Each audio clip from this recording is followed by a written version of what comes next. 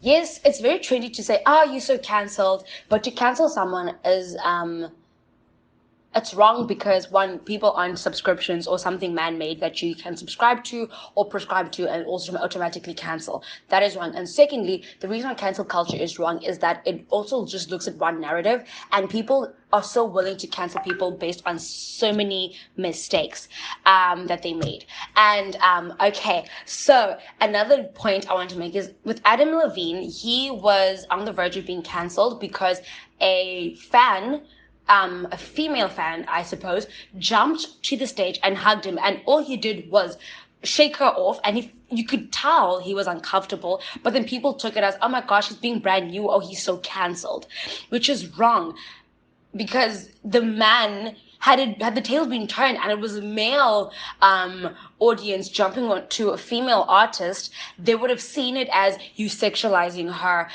They removed the fact that she could have been sexualizing him. They removed his comfortability as a person, and they would have placed comfortability for her and placed sexualization, if that's a word, for him. So that's why it's wrong. And I just that cancel culture is just toxic, and it's a toxic movement that social media jumps on. So one of my main issues with cancel culture is that it doesn't allow for progressive chats around certain societal issues to happen.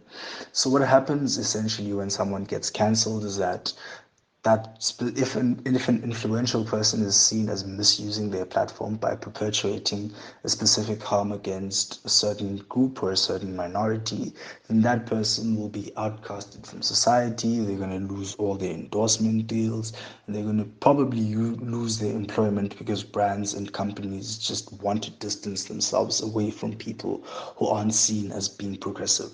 So the problem here is that there isn't any discourse around how to change these narratives within society and how to change the way that people think and how to change these specific opinions. Welcome to the After Freedom podcast, where we unpack the moves behind the movement of a generation dominated by social justice. I'm your host, Robert Matanjwa, and with me, my co-host, Unam Joy. So for the next few weeks, we're going to be taking a deep dive into the many things that define our self-proclaimed activist generation and the impact those things have. So if you're an ordinary person who has absolutely no idea what the hashtags and infographics are about, this podcast is for you. If you're a politically engaged individual who wants to hear some new perspective, you've landed at the right spot. Basically, if you're a person who's keen to learn and isn't scared of new conversations, you are going to enjoy the coming weeks. Welcome to this week's episode of the After Freedom podcast. Thank you so much for tuning in. I am your host, Intombi Yasemagusheni Unamjoli, and with me always is my co-host. He calls himself Michael B. Jordan. Must know. Upanwaga Matenjwa Timbiso. As you might have noticed from the voice note at the beginning, today we are going to be discussing cancel culture. But before we get on to this week's episode, Timbiso, how are you doing? Is very bufungu. It's very, very bufungu at the moment. Why? What's the tea? I just went through the most difficult test season of my entire life. But we breathe, we continue, we survive. And hopefully I'm not going to be back writing supplementary exams. Pray to God. Pray to God. It's that difficult. It is that hard. But how are you? Mate, listen, me, I'm cruising. Hey, dude, me, I'm cruising. Autopilot. Cheers, No, that's a big fat lie. I'm doing relatively okay. Can't really complain. Yeah, I'm doing good. Because a lot has happened. Yeah, hey.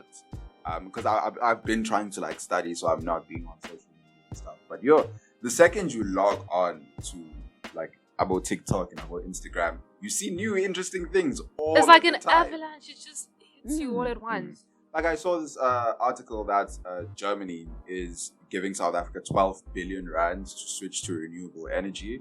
And me, I'm thinking to myself, as with the 12 billion, it's going to develop feet and it's going to walk. It's going to walk away. And it's we're laughing, but it's actually really not funny, hey? It's not funny. So I hope they send moderators with that 12 billion.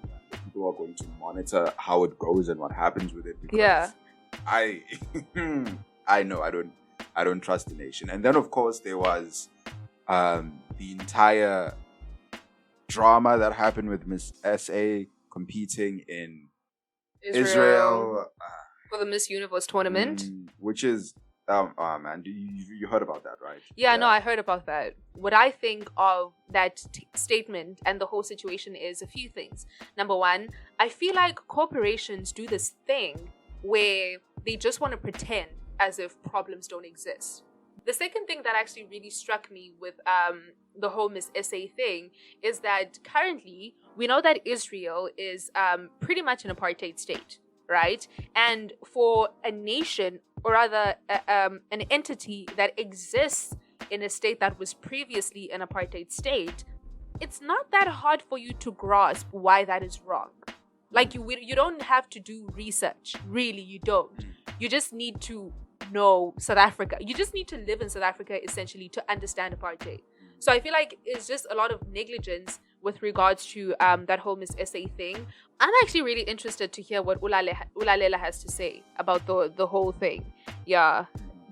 Yeah, because I think firstly, my issue with it was people, but also corporations have this real huge issue of like controlling people and what they do as soon as they become a part of it. Yeah. And for me, I think the telltale signs of when someone is in that situation, again, it's speculation, so I probably could be wrong. It's when the organization has more to say about you and the situation than you do. And I'm seeing that a lot with Miss SA right now. Personally, I haven't heard anything from Ulalela. I haven't seen anything where she put out a statement on her own to talk about this. So it really seems like it's being driven by them, or the secondary thing that shows that, you know, this is there's something going on behind the scenes. It's when the streets know something, because people talk.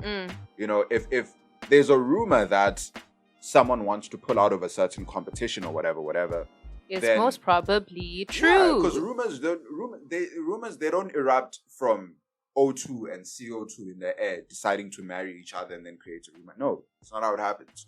So I really think that there's a lot that's going on behind everything, because I doubt that you as an individual would likely have the choice to pull out or enter a competition.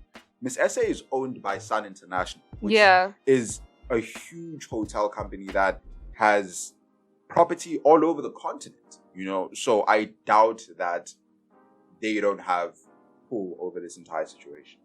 Yeah, and I remember we were just conversating about this, I think it was yesterday or a few days ago. And one thing that struck me as I was reading the statement is the part where they had mentioned that Uzozbini, she was like a beacon of change, and she was this great image for the rest of the world to see and girls to see, because she wore her natural hair. She didn't conceal it in weaves or wigs. Yeah. She inspired people to be individuals and not lookalikes. Oh yes. She inspired people to not be lookalikes, right? And I just feel like whenever someone says that, my guy, you have completely lost the plot. The plot is so far away from you.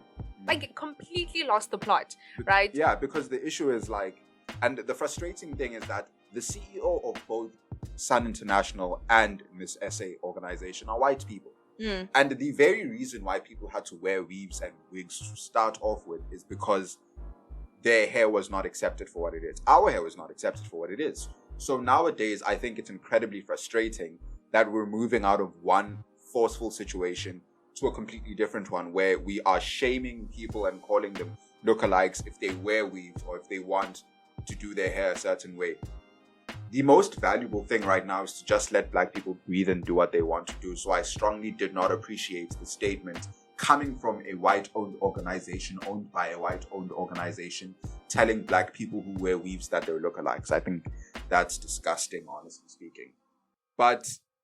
And I think this comes as a valuable segue, because today we're going to be discussing that exactly. We're going to be discussing the very culture behind situations like these. Today, we're going to be talking about cancel culture. But now, tell us a bit more about that. So just to give a little definition of what cancel culture is a form of boycott or shaming of a person who has done or shared questionable opinions and this is someone whose past or current behavior is offensive, unethical, and illegal. So a very easy example of this is R. Kelly, right? And a very, debatable example of this is what happened to Kanye West after that incident, for lack of a better word, with Taylor Swift. Where he was like, I'm sorry, but Beyonce deserved to win, and how people reacted to that. So those two examples would Also, I want to speak about Kanye West right after you're done with this definition. Yeah. Okay, so those two examples would be what cancel culture is, and what it does. Okay, so let's speak about Kanye West. No. No, I'm sorry. I have to. I No. must. So there was this. What is it? This is another thing that happened this week. His interview came out with Drink Champs. Yeah. It's really great podcast. I listen to it all the time. So in this interview, he was like, he brought out DaBaby and Marilyn Manson. Because he's above cancel culture, whatever. Yeah, he said that. Because what else? Yeah, he said people, we conflate real horrible things that have happened to women to just a hug, and how those are two different things, and how like women from your past are gonna come and give you accusations. And meantime, I'm thinking, number one, Marilyn Manson, the accusations are not hugs. Definitely not hugs. Yeah. So that was weird. Also, I find it very strange when males, and I'm including myself in males, but I don't. Your species. Yeah, but I don't practice. You guys are a different species, I swear. I don't practice this myself, but when they do this thing of defending other men and saying, no, they didn't do this, they didn't do that, when in reality, you're not in the room with someone. You don't know what people are doing behind closed doors. So I know, I just found that weird, but continue. But actually, does this therefore mean that Kanye West is actually above cancel culture? Because not so long ago, Kanye said that slavery was a choice. We are still playing Donda and bopping to all that music. So what's the tea there? But the thing with Kanye West is a lot of the times, and this is slightly problematic, but it's one of two things when he does something bad. It's either people are like, this is what he's always been like, and it's nothing new, so you either buy into it or you don't. Or when he does something extremely bad, like it's when he said slavery was a choice, people are going to come out and say, oh no, he's bipolar, or he's suffering from this mental illness, which, granted, very valid thing to bring up, but I don't appreciate how it makes it seem as if people with mental illnesses are inherently jackasses. Use that as an excuse for some of the things that he does. But those are the two ways that he tends to get away with it, and I think that's also what happened with 50 Cent. Now the thing with Future, and why it's different with Future, is because things are cancelable in proximity to your target audience. Right, so Future's target audience is definitely not women. Yeah. Definitely. Exactly. So it's men who either practice a lot of the things that Future says or live vicariously through Future's lyrics. Like they want to be, or they want to replicate that same kind of toxic energy. But they won't do it because they're afraid of getting cancelled. Exactly. So they live vicariously through Future Hendrix.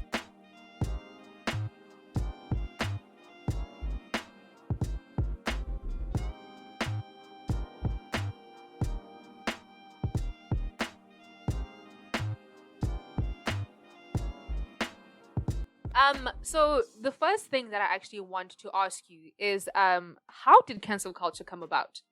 I think it's really nothing. Really nothing new. In the sense that information is becoming more and more accessible to people. So back in the days, some of the things that the likes of Charlie Chaplin used to do, because he repeatedly got into predatory situations with much younger children. Because there was no internet to go, hey, this is what's happening and put it out there. A lot of these things weren't like cancel culture wasn't a thing then. But you look at the 2007, cancel culture was happening from the perspective of the media, the people who control the narrative. So like the thing with Britney Spears, right? So where the media controlled the narrative of portraying Britney Spears as this this drug addict who has no sort of like sanitary, I don't know, resolve for herself, doesn't care about her kids. And I think the reason for that was because there was a real benefit for the people who portrayed that narrative. Yeah. And it's scandalous, and there's so many things going on. But that led to her losing brand deals. It led to some of her records not selling as well as they should have. Yeah. That's the media controlling the narrative. Shift to Web 2.0, when we get Facebook, when we get Twitter, where people who consume content also become people who create content. Yeah. You know, that's when the media starts being the people, and that's when people start being involved in cancellations and so forth. And the time when it really started happening is when the Me Too movement and the Time's Up movement started going on, when all of these issues were brought to the main frame. So when they were brought to the main frame, the secondary conversation is, okay, now that we're aware of all of these things that are going on, what do we do? Or what's the solution, or what's the step forward? And the solution for a lot of people was cancel culture. Yeah.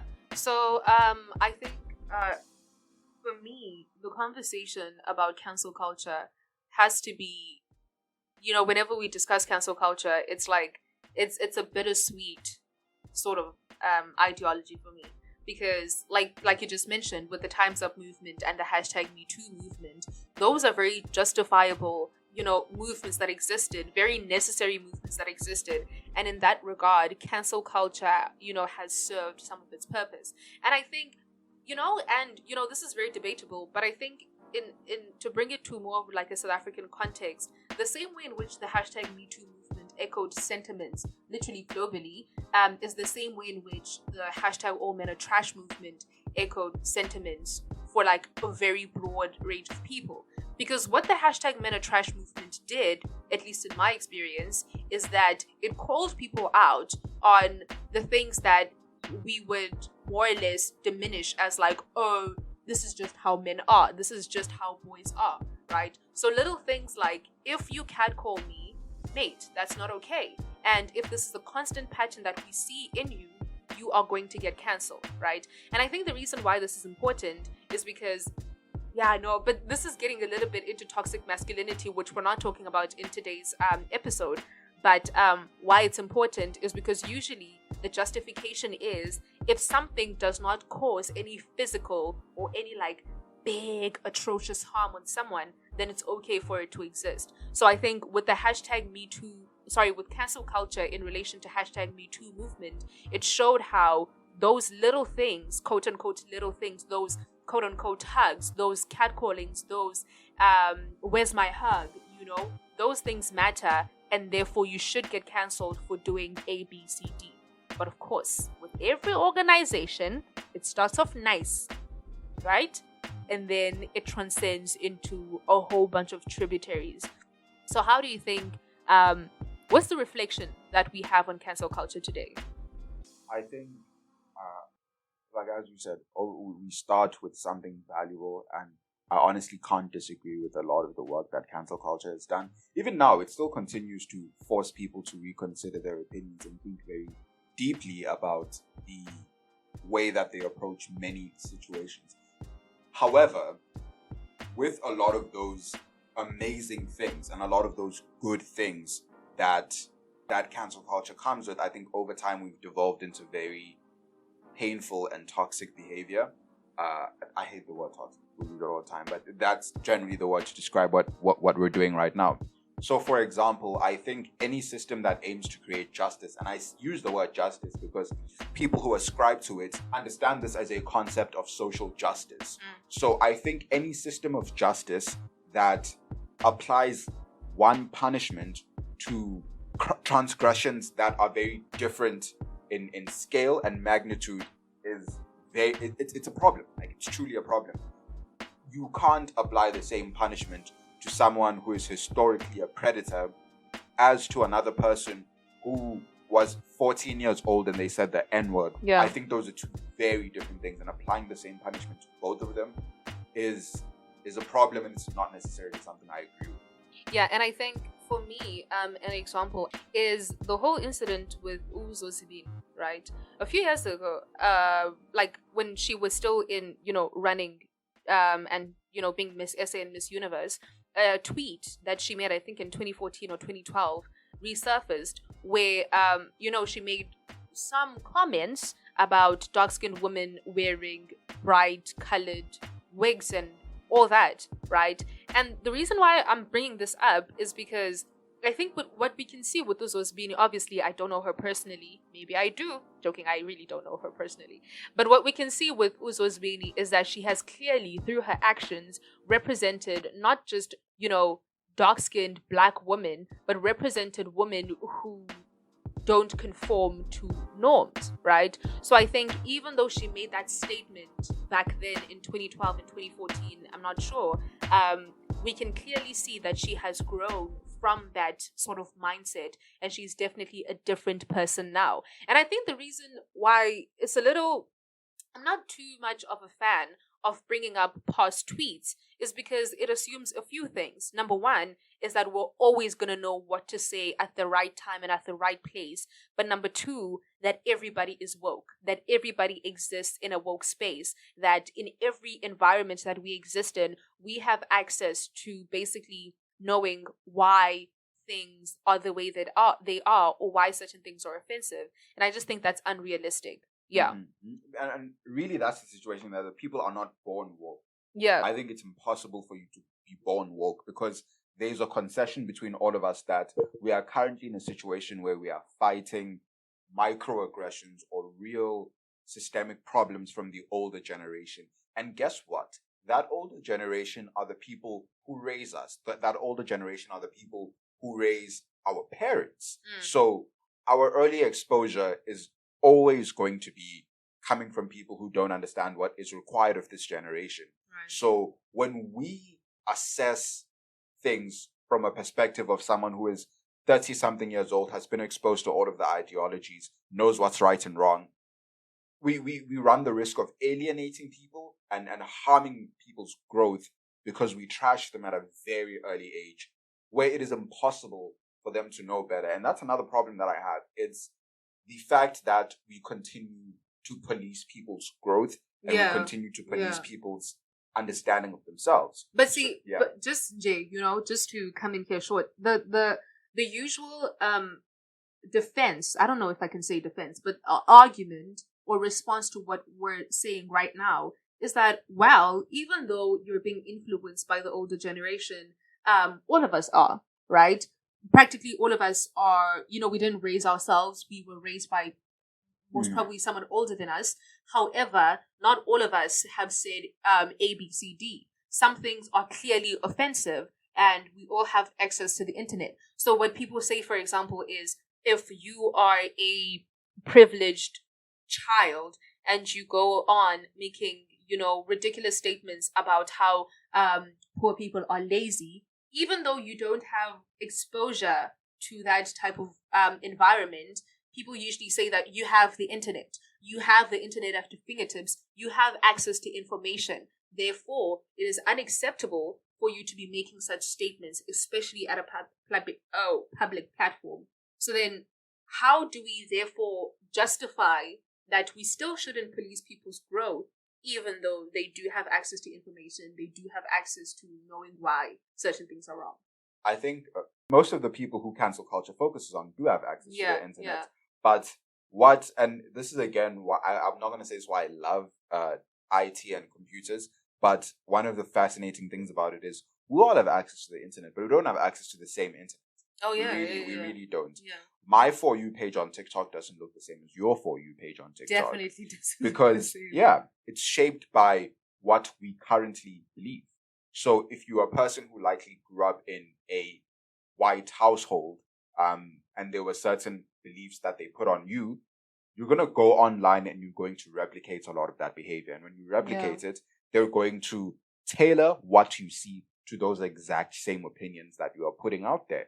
So as much as it's great because you get customized information, it's bad because it doesn't provide you with the room to grow. Nuance and exactly. Stuff, yeah. You're not going to learn unless you're actively told or like this put in is what you should unlearn. Mhm. Yeah. And again, that's why I appreciate cancel culture sometimes. I don't want to point it out as something that it's Negative. always negative. It's great in the fact that it forces people to learn things sometimes. But my issue is when we're holding people to unhumane standards. Like if someone goes on and they say something offensive, be like, "Aye, chief, you don't say this, and here are the reasons why."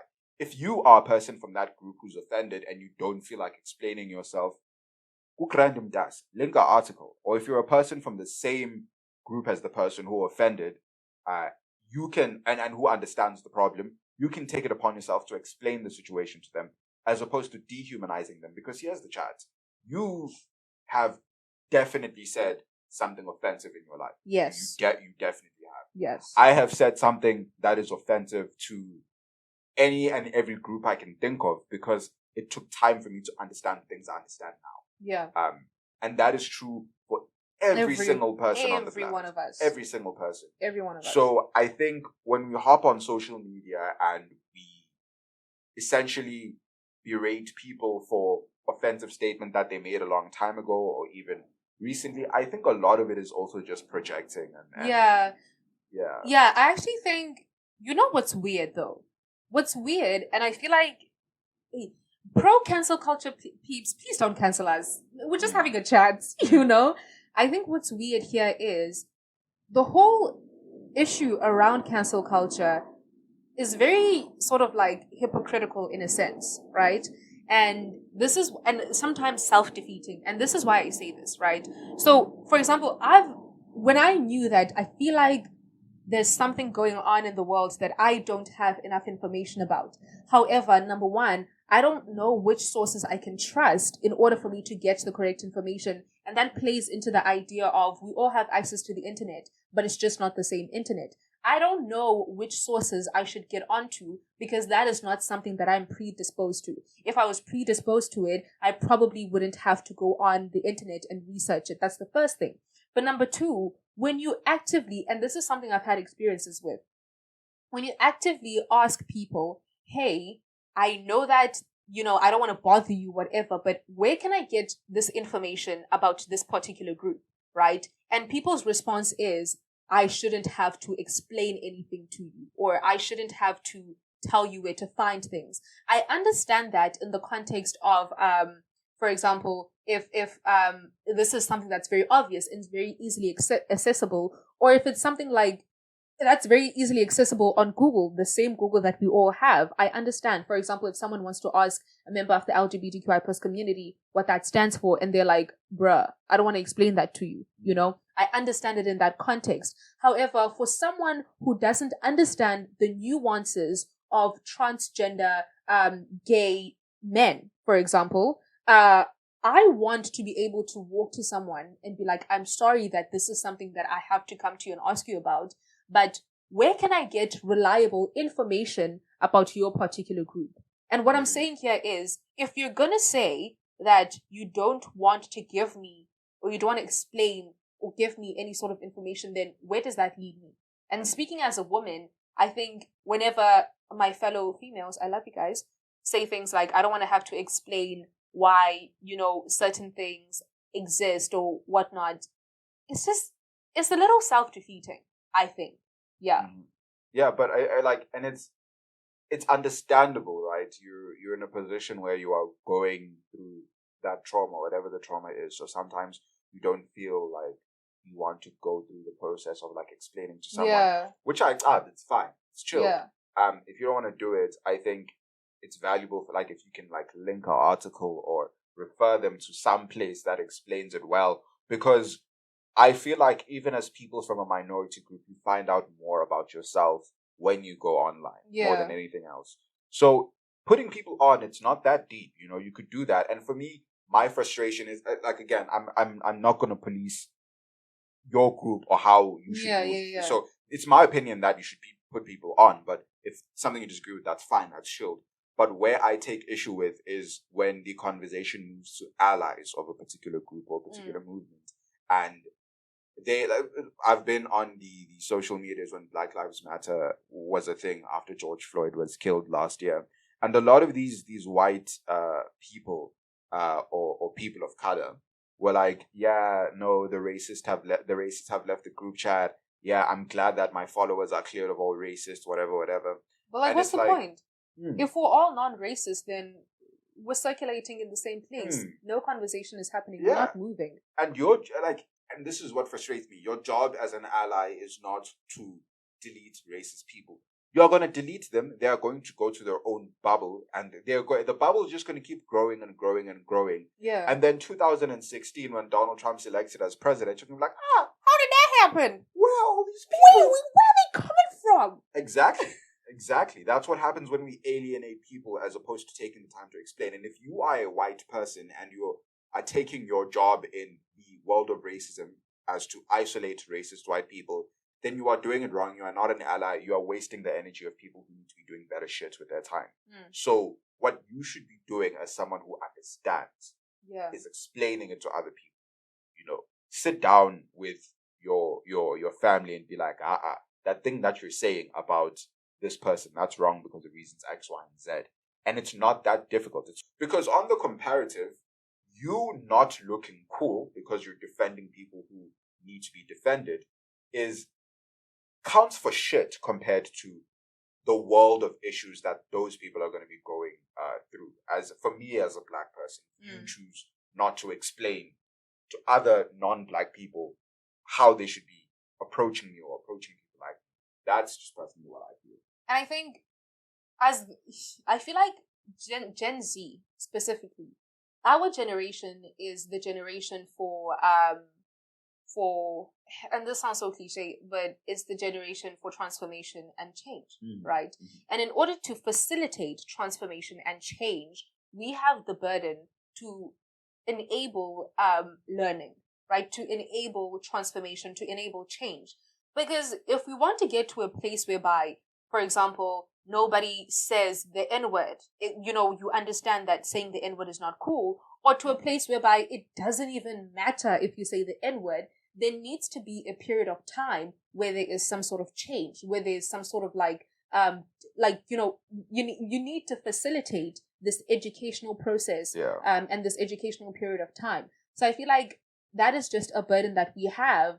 And I mean, sometimes we like it, sometimes we don't, but it simply is the burden that we have. You can't cancel people for wanting to know more. No, I completely agree there. And for me, going back to the thing that we were speaking about policing certain people and their growth, I think this is very important more so regarding the inside the racial group itself. I think we need to move to a place where we are understanding of each other and we don't cancel each other on the basis of things that we say. Like, for example, if you're a liberal black person and Candace Owens is a Republican black person, let's not move towards spaces where we're berating each other because we have differentiating views on what our race is and shouldn't do.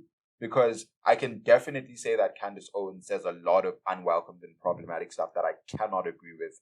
But sometimes when I listen to her speak, I'm like, that makes sense. This is knowledge that we're not allowing ourselves to gain access to because we simply X out people who we don't agree with.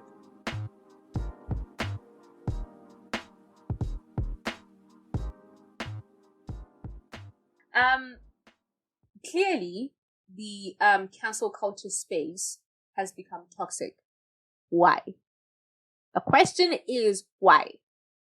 I'm going to answer that question with a couple more questions, and I'm not going to phrase them to you. I want to phrase them to whoever's listening right now. Yeah. Okay.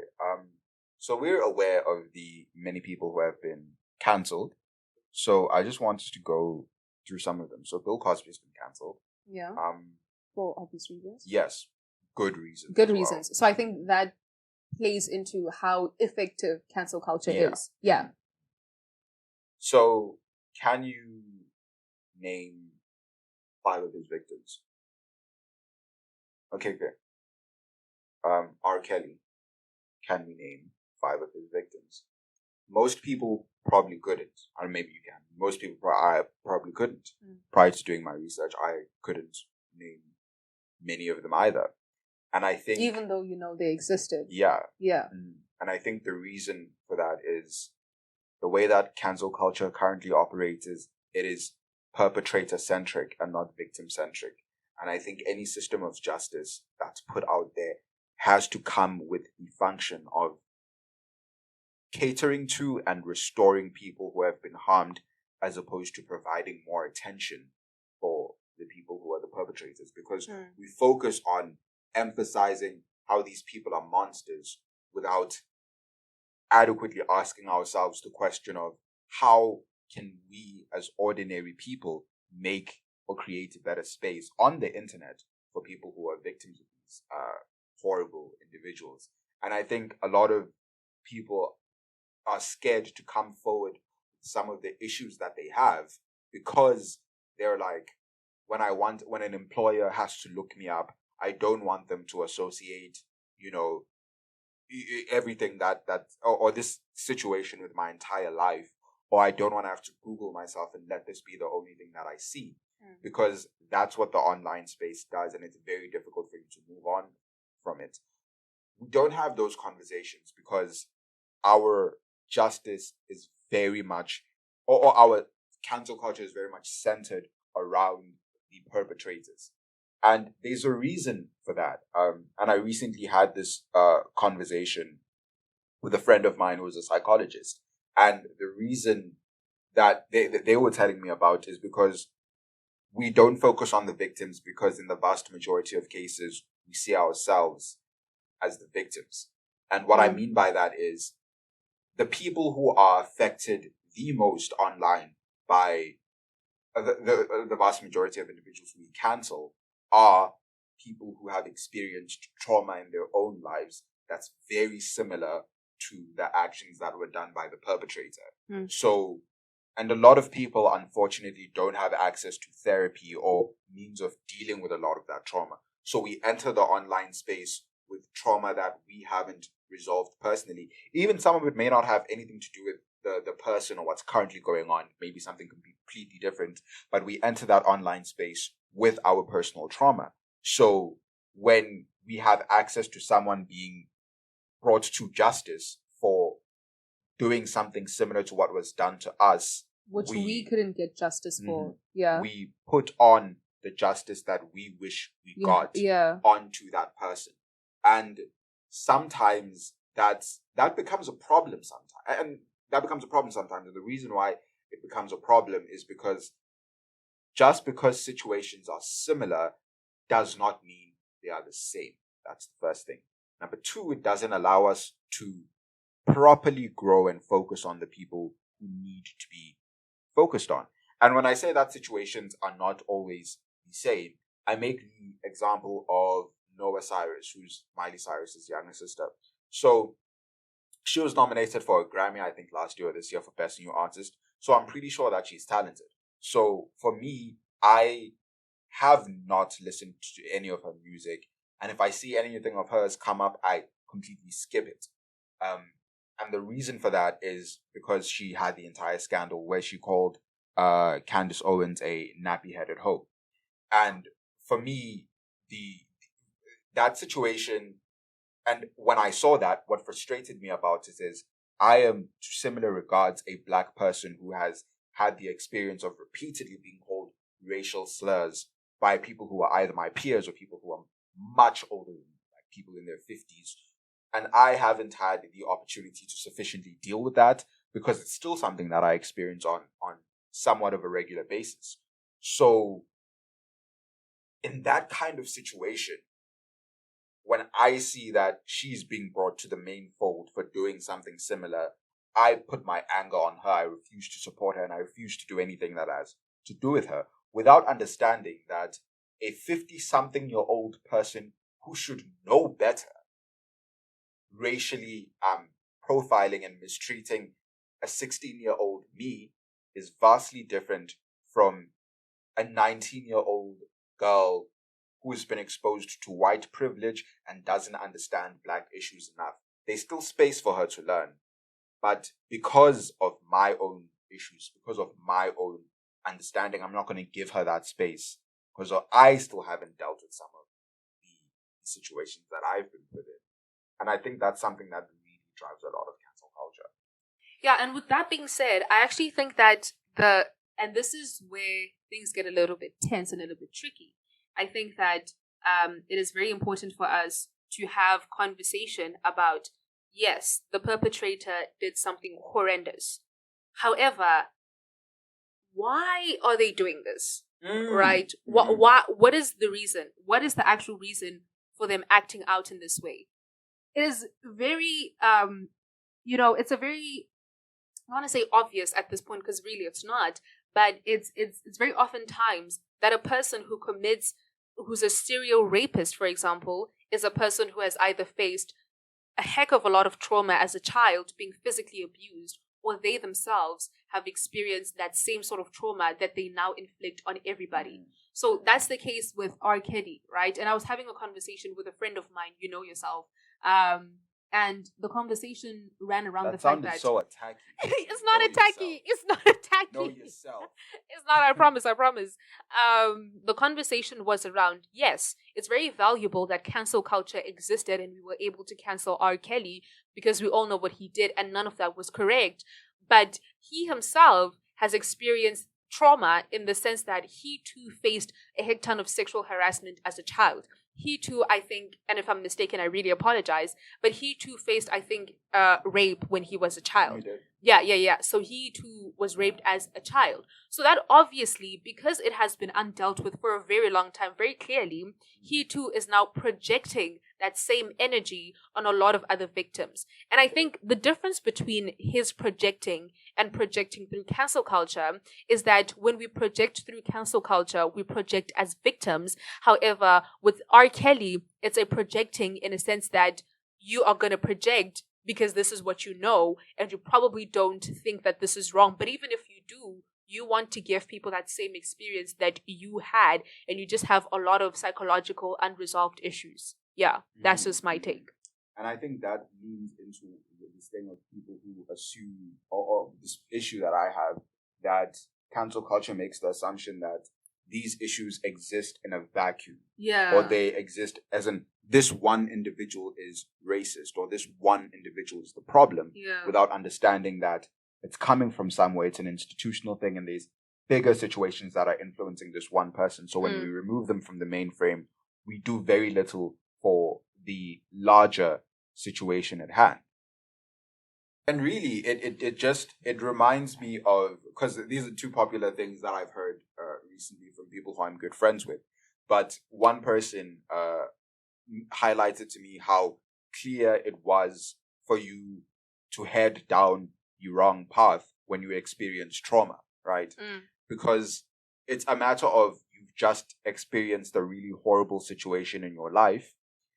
You could either be on campus and you can have a friend who has an affinity for drinking, and because that's the person who you lean on, you can develop a drinking problem as a mechanism of dealing with the situation that you're currently in. Right. And that could make you worse off than you originally were. Or you could experience trauma and you can be in a family setting and they can take you to therapy and you can be healed. But really, it's a really small difference between those two things. Right. And the choice that has to be made there. So when we don't take into consideration the three-dimensional nature of people, we don't provide the healing that's necessary for everyone. And I've heard this all the time that says, because I go to therapy, so a lot of my stuff on TikTok is for some reason tailored towards that. So I saw this one TikTok where someone was like, you are currently in therapy right now because of other people who refuse to go to therapy. Yeah, true. So we're, in a lot of ways, we're perpetuating a cycle of repeated trauma. Yeah. So I experienced trauma as someone who was discriminated against. So I'm going to go online and I'm going to lash out. Yeah. When I lash out, when I stop someone who, but by the way, I'm sure Noah Cyrus is like genuinely talented and she has great stuff to do. When I remove that person's ability to work on their talent, when I remove their ability to be their best selves, really, that's creating a level of trauma for them. And what does that do? That creates hatred for people like me who removed it from her. And I think really cancel culture at the point where it is now is a cyclical reaction of trauma that's not dealt with or issues that are not dealt with between multiple people. So we really need to start approaching each other as people and not problems.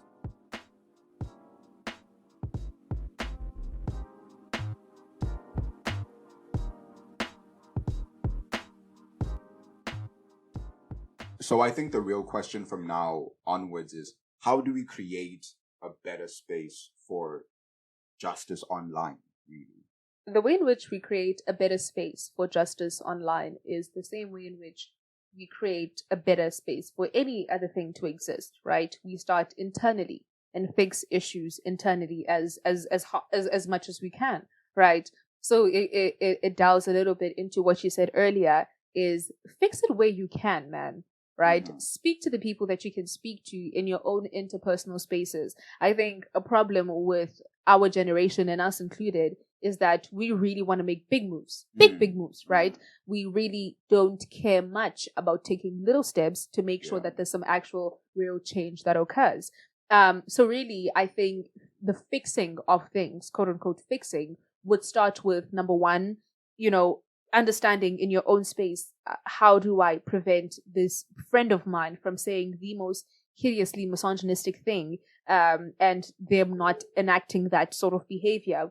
But number two is just a genuine understanding that we are currently in a transitional period, right? Understand that some conversations that we may not want to engage in are necessary to happen if we want real change, right? And I think a really interesting thing that I've seen is how people deflect from being cancelled, right? And I can't not speak about this. I'm sorry. I really can't not speak about this. Go for it, sis. Yeah. So, and guys, please, allegations, right?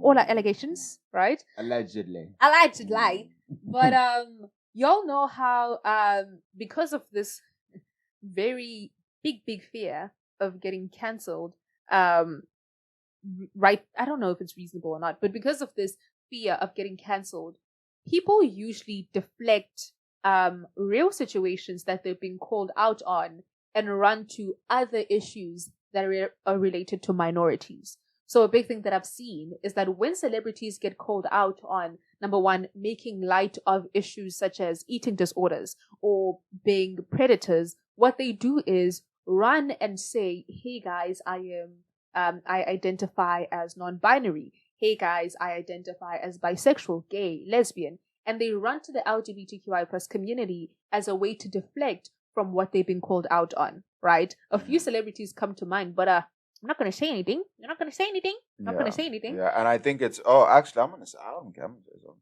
But it's the same thing that they did in this essay, because the problem was you're supporting a state that is committing war crimes against a population. And their response was, but actually black hair. Literally. Yeah, and black you're not hair even black. and like bullying. And I think as a society in general, we need to start thinking about the kind of justice that we think is valuable to ourselves. I really think we need to start critically assessing that. Because the reality of the situation is retribution for the sake of retribution is not valuable. I do not see the value in punishing someone just because. Equally, I do not see an argument that suggests that retribution leads to deterrence. We have an extremely high rate of repeat offenses for almost every crime in South Africa. So I don't think that's something that's particularly true. I think we need to move away from punishment and start focusing on consequence. So if you do something wrong, we are not going to punish you for the sake of punishing you, but we are going to take the necessary steps so that, number one, you understand why what you did is wrong. Number two, you heal from that situation. Thirdly, you take an active role in facilitating the victim's healing from that process. And lastly, you do something to drive the social issue in a better direction moving forward. So an example of this would be the very unfortunate and tragic situation that happened last week at the Astroworld Festival that claimed 8 lives, 11 people were in critical condition, and 300 people were treated for injuries on site. the comparative there is explicitly clear on how justice functions, whereas there was retribution on the side of people who decided to Fortnite removed Travis Scott's dance moves. There's a petition that's currently being signed to remove Travis Scott from Coachella, and I think Post Malone's going to be replacing him for one of the concerts that are happening. Yeah, that has been finalized too. Yeah, so there's an active motion to cancel him, when really the alternative of me, this is what I understand consequence to be, would be him understanding that, number one, this is a festival that harmed people. There are people who unfortunately lost their lives. So the consequence is he needs to pay for those funerals. That's his responsibility. The consequence is he needs to refund people for their tickets because that was not a good time whatsoever.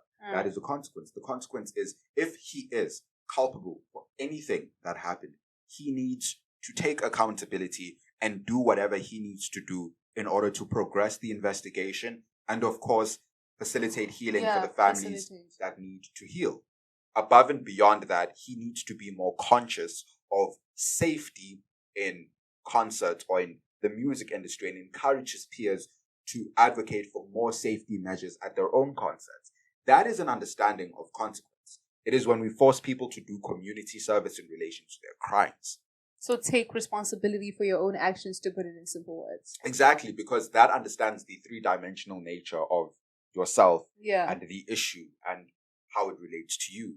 So I think we really need to start moving in a direction where we're prioritizing that as opposed to just, and instead of just punishing people.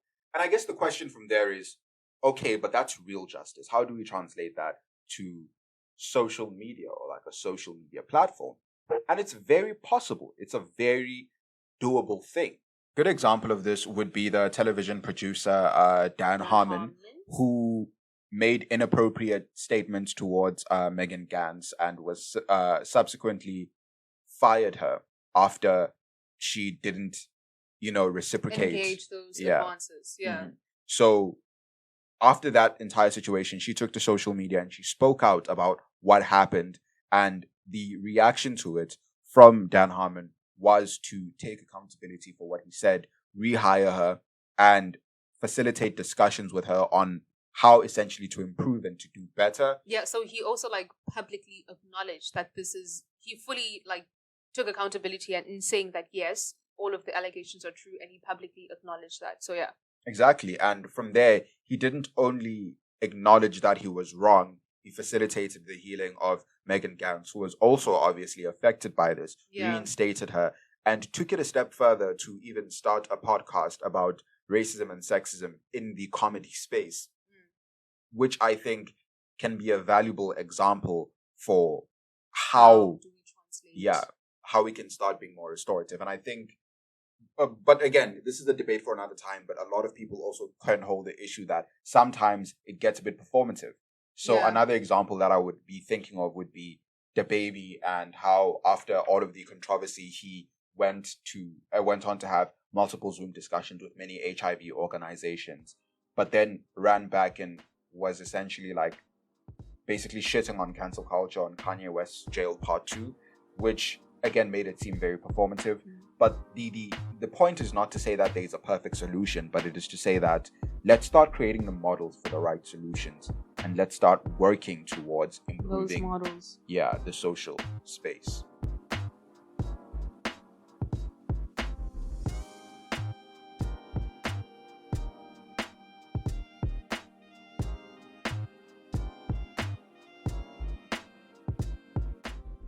All right, that brings us to the end of this week's episode of the After Freedom podcast. We really hope you enjoyed the show, and we have a little bit of homework for you guys. It's not maths or physics. Or anything of the sort. We just have a little bit of homework for you guys. We would just like for you to ask yourself the question, what is the point of cancel culture, right? This is not to say it is inherently bad or good. It's just to ask yourself, what is the point of this culture that we all predominantly subscribe to? What is the end goal? And if you have the answer to that question or any thoughts on that sort of homework, please don't forget to tag us on Instagram at AfterFreedomSA or DM us or whatever the case may be. follow me, Joli Umawushe Kiki, on on @unamjoli. On Instagram, and just Temiso Matendra @RobertMatendra. And don't be scared. Mate, don't fear us. We're nothing to be fearful. You have nothing to be fearful for. Our DMs are dry. His DMs are dry. Please, sir. Please. Okay. Anyway, tell us what you think about the show, what you think about this particular episode, what you think we should talk about next, how we can improve. And that's it from me, Unam Jolie, and my co-host, Temiso Matenj. Have a good week, guys.